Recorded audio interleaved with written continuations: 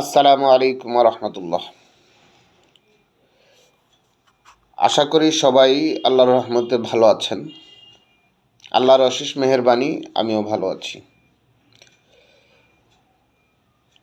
একটা জিনিস হয়তো আমরা অনেকেই লক্ষ্য করেছি, যদিও সেটাকে নিয়ে কারো অত মাথা ব্যথা নাই, কারণ বড় একটা বিষয় সকলের মাথায় ঘুরপাক খাচ্ছে।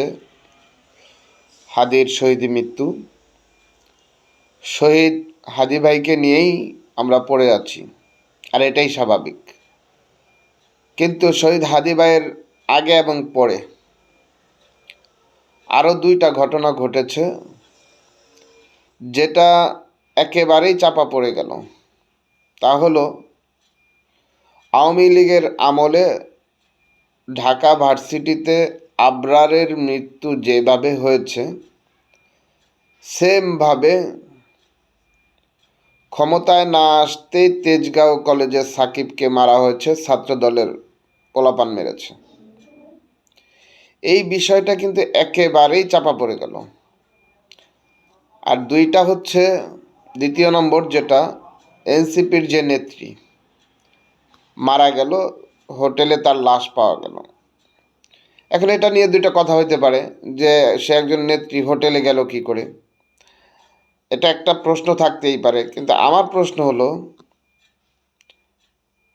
সেই হোটেলের একটা জিনিস খেয়াল করেছেন কিনা, অনেক জিনিসপত্র কিন্তু এলোমেলো ছিল, যেটা আমরা ছবিতে দেখেছি। তো তাকে কোথাও থেকে মায়েরা আইনা এখানে ঝুলাইলো কিনা, এটা একটা প্রশ্ন।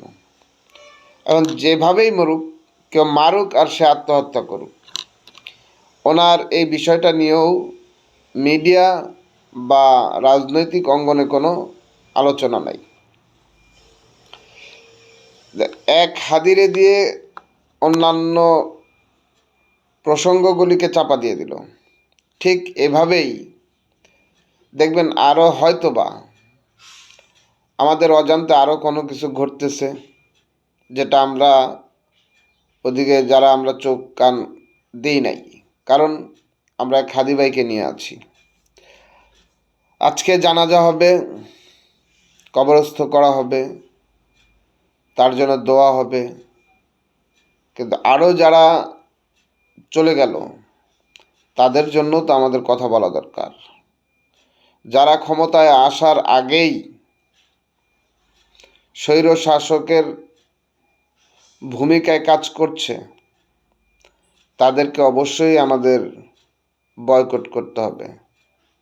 তা না হলে এই দেশ আরও 50 বছর পিছিয়ে যাবে। আল্লাহ আমাদের সকলকে সঠিক বুঝ দান করুন, আমিন।